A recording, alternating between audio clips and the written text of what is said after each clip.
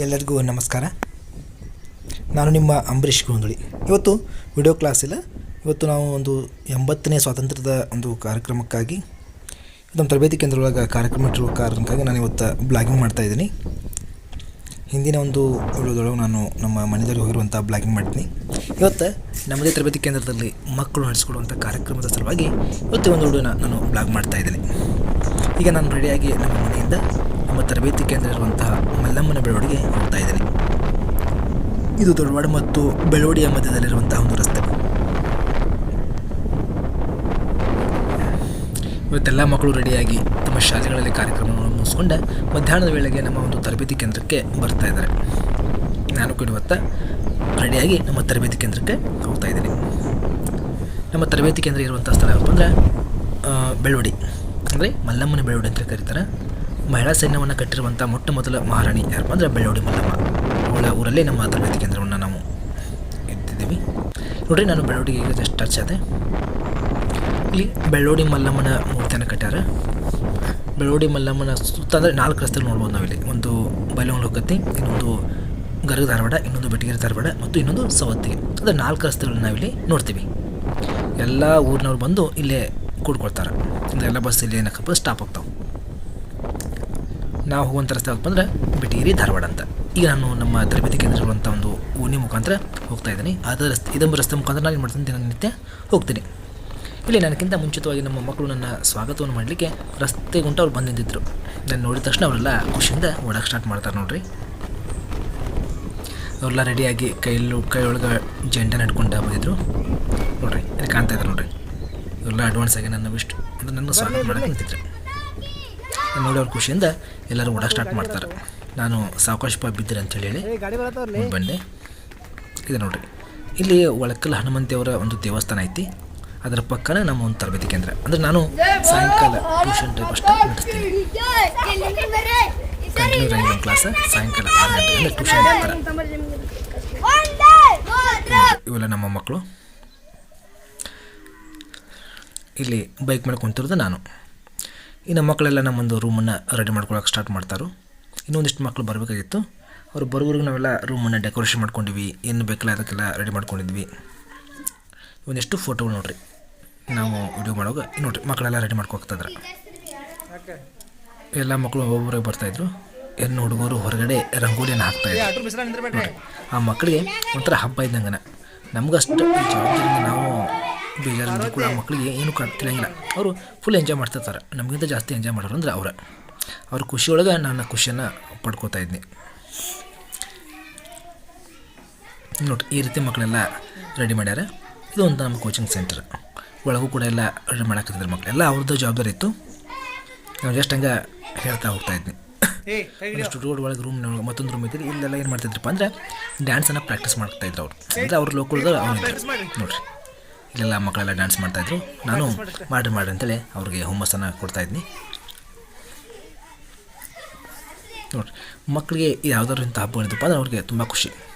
ಅವ್ರು ತಮ್ಮದೇ ಒಂದು ಲೋಕದೊಳಗೆ ಇರ್ತಾರಲ್ಲ, ಅದಕ್ಕಾಗಿ ಅದನ್ನು ತುಂಬ ಸಡಗರದಿಂದ ಆಚರಣೆ ಮಾಡ್ತಾಯಿರ್ತಾರೆ. ಸ್ವಲ್ಪ ಹೊಸ ಅರ್ಬಿ ಹಾಕೊಂಡು ಬಂದರೆ ಸಾಕು ಅವ್ರಿಗೆ ಒಂಥರ ಹಬ್ಬ ಇದ್ದಂಗೆ. ನಾವೆಲ್ಲ ಸಣ್ಣವ್ರದ್ದಾಗ ಇಷ್ಟೆಲ್ಲ ಸವಲತ್ತು ಇರಲಿಲ್ಲ. ಅದೇ ಡ್ರೆಸ್ಸು, ಅದೇ ಪ್ಯಾಂಟು, ಅದೇ ಶರ್ಟ್ ಚಡ್ಡಿ ಹಾಕೊಂಡು ಹೋಗ್ತಾಯಿದ್ವಿ. ಮುದ್ದಾದಂಥ ಅರ್ಬಿನ ಮಕ್ಕಳನ್ನ ಕರ್ಕೊಂಡು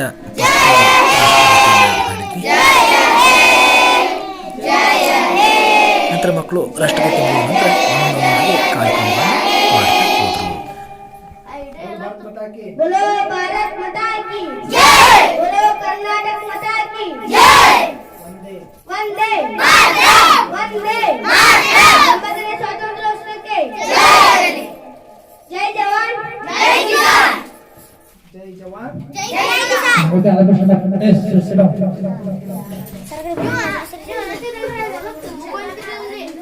ಮೊದಲೇ ನಾನು 80ನೇ ಸ್ವಾತಂತ್ರ್ಯ ದಿನಾಚರಣೆ ಬಗ್ಗೆ ಒಂದಿಷ್ಟು ಮಾತಾಡಿ ನಂತರ ಮಕ್ಕಳಿಗೆ ಕಾರ್ಯಕ್ರಮ ನಡೆಸೋಕೆ ಅವಕಾಶ ಮಾಡಿಕೊಟ್ಟೆ.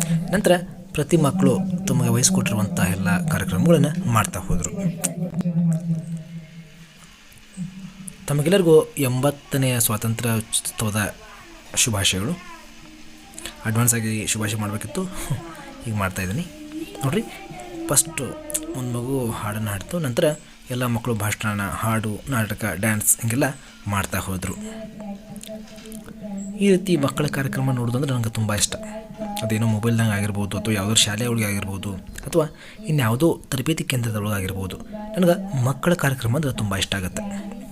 ನಾವೆಲ್ಲ ಚಿಕ್ಕವ್ರದಾಗ ಮೊದಲೆಲ್ಲ ರೇಡಿಯೋ ಒಳಗೆ ಮಕ್ಕಳ ಕಾರ್ಯಕ್ರಮನ ಹಾಕಿದ್ರೆ ಸಾಕು, ನಾನು ರೇಡಿಯೋ ಬಿಟ್ಟ ಮೇಲೆ ಹೇಳ್ತಿರ್ಲಿಲ್ಲ. ಹಾಗೆ ಟಿ ವಿ ಒಳಗೆ ಏನಾದರೂ ಮಕ್ಕಳ ಫಿಲ್ಮ್ ಆಗಿರ್ಬೋದು, ಮಕ್ಕಳ ಕಾರ್ಯಕ್ರಮ ಆಗಿರ್ಬೋದು ಏನಾದರೂ ಹತ್ತಿಪ್ಪ ಅಂದರೆ ಅವತ್ತು ನನಗೆ ಊಟನ ಹೋಗ್ತಾ ಇರಲಿಲ್ಲ. ಯಾಕಂದ್ರೆ ಅಷ್ಟು ನಾನು ಇಂಟ್ರೆಸ್ಟ್ ಕೊಟ್ಟು ನೋಡ್ತಾಯಿದ್ನಿ. ಇಲ್ಲಿ ನಮ್ಮ ತರಬೇತಿ ಕೇಂದ್ರದೊಳಗೆ ನಾನು ಮಕ್ಕಳ ಜೊತೆ ಮಗುವಾಗಿ ಅವ್ರ ಜೊತೆನೇ ಇರ್ತಾಯಿದ್ದೆ, ಅವ್ರ ಜೊತೆನೇ ಊಟ ಮಾಡ್ತೀನಿ. ಅವ್ರನ್ನ ಜಾಸ್ತಿ ಹೊಡೆದೆ ತುಂಬ ಪ್ರೀತಿಯಿಂದ ಅವ್ರ ಜೊತೆ ಮಾತಾಡ್ತೀನಿ. ಯಾಕಂದರೆ ನಾವೆಲ್ಲ ಒಂದು ಬಾಲ್ಯವನ್ನು ಕಳೆದು ಬಂದಿರ್ತೀವಲ್ಲ, ನಮಗೆಲ್ಲ ಒಂದು ಎಕ್ಸ್ಪೀರಿಯೆನ್ಸ್ ಅಥವಾ ಅನುಭವ ಇರುತ್ತೆ. ಮಕ್ಕಳು ನಾವು ಎಷ್ಟು ಪ್ರೀತಿ ಮಾಡ್ತಾವಲ್ಲ, ಅವರು ನಮ್ಗೆ ಅದಕ್ಕಿಂತ ಜಾಸ್ತಿ ಪ್ರೀತಿ ಮಾಡ್ತಾರೆ. ನಾವೇನಾದರೂ ಅವ್ರನ್ನ ದ್ವೇಷ ಮಾಡ್ತೀವಪ್ಪ ಅಂದ್ರೆ, ಅವ್ರನ್ನ ಅಥವಾ ಭಾಳ ಜಾಸ್ತಿ ಬಡಿಯಾಕತ್ತೀವಿ ಅಂದ್ರೆ ಅವ್ರು ನಮ್ಮನ್ನ ಕೇರ್ ಮಾಡೋಂಗಿಲ್ಲ ಅಂತ. ನಾವು ಮುಂದಿದ್ದಾಗ ಅಷ್ಟು ನಮ್ಮನ್ನು ಹೊಗಳೋದು, ಅಥವಾ ನಾವು ಹಿಂದಿದ್ದಾಗ ನಮ್ಮನ್ನ ಬೈಯಕ್ಕೆ ಸ್ಟಾರ್ಟ್ ಮಾಡ್ತಾರೆ. ಅದಕ್ಕೆ ನಾವು ಅವ್ರನ್ನ ಜಾಸ್ತಿ ಅವ್ರ ಜೊತೆ ತುಂಬ ಪ್ರೀತಿಯಿಂದ ಇರಬೇಕಾಗತ್ತೆ. ನೋಡಿರಿ, ಒಬ್ಬ ಹುಡುಗ ಸಂಗೊಳ್ಳಿ ರಾಯಣ್ಣನ ಪಾತ್ರವನ್ನು ಮಾಡ್ಯಾನ ನೋಡ್ರಿ. ಇಂಗ್ಲೀಷ್ ಭಾಷಣ ಮಾಡೋದು, ಸಂಗೊಳ್ಳಿ ರಾಯಣ್ಣ ಪಾತ್ರ ಮಾಡಿರುವಂಥ ಮಗು ಅದು ಆತನ ವೇಷಭೂಷಣಗಳನ್ನು ಹಾಕೊಂಡು ಬಂದಿದ್ದ. ಅವ ಮನೆಗೆ ಹೋಗೋರು ಆ ಡ್ರೆಸ್ಸನ್ನು ನಡ್ಕೊಳ್ಳಿರಲಿಲ್ಲ, ಅದ ಡ್ರೆಸ್ನಾಗಿದ್ದ. ನೋಡಿರಿ, ಒಂದಿಷ್ಟು ಚಿಕ್ಕ ಮಕ್ಕಳು ಇಂಗ್ಲೀಷ್ ಒಳಗೆ ಭಾಷಣ ಮಾಡ್ತಾಯಿದ್ರು, ಒಂದಿಷ್ಟು ಮಕ್ಕಳು ಹಿಂದಿ ಒಳಗೆ ಭಾಷಣ ಮಾಡ್ತಾಯಿದ್ರು, ಇನ್ನೊಂದಿಷ್ಟು ಕನ್ನಡದೊಳಗೆ ಕೂಡ ಭಾಷಣವನ್ನು ಮಾಡ್ತಾಯಿದ್ರು. ನಾವು ಭಾಷಣ ಕರೆದು ಸಾಕು ಕಾಲಲ್ಲಿ ನಡ್ತಾಯಿದ್ವಿ ನಾವು, ಹೀಗಾಗಿ ನಾವು ಭಾಷಣ ಮಾಡ್ತಾ ಇರಲಿಲ್ಲ. ಈಗಿನ ಮಕ್ಕಳು ತುಂಬ ಸ್ಪೀಡ್ ರೀ, ಇದು ಒಂಥರ ಕಂಪ್ಯೂಟರ್ ಯುಗ ಅಲ್ಲ, ಅದಕ್ಕೆ ತುಂಬ ಸ್ಪೀಡ್ ಇರ್ತಾವೆ. ನೋಡಿರಿ, ಇಷ್ಟೆಲ್ಲ ಮಕ್ಕಳು ಹಾಜರಾಗಿದ್ದು, ಇನ್ನೊಂದಿಷ್ಟು ಮಕ್ಕಳು ಬಂದಿರಲಿಲ್ಲ.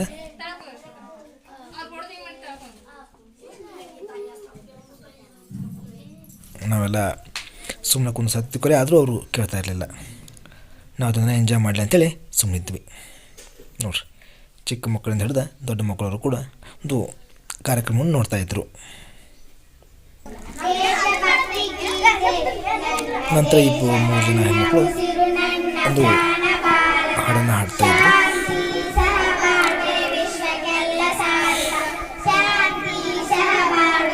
ಇದು ನಮ್ಮ ಒಂದು ಸ್ವಾತಂತ್ರ್ಯ ದಿನಾಚರಣೆಯ ಕಾರ್ಯಕ್ರಮದ ನೋಡಿರಿ. ದಯವಿಟ್ಟು ವಿಡಿಯೋ ಇಷ್ಟ ಆದರೆ ಲೈಕ್ ಮಾಡಿರಿ, ಶೇರ್ ಮಾಡಿರಿ. ಯಾರೆಲ್ಲ ವಿಡಿಯೋ ನೋಡತ್ತಿರಲ್ಲ ದಯವಿಟ್ಟು ಒಂದು ವಿಡಿಯೋಗೆ ಲೈಕ್ ಮಾಡಿರಿ, ನಿಮ್ಮ ಅನಿಸಿಕೆಯನ್ನು ಕಮೆಂಟ್ ಮಾಡಿರಿ. ಧನ್ಯವಾದಗಳು.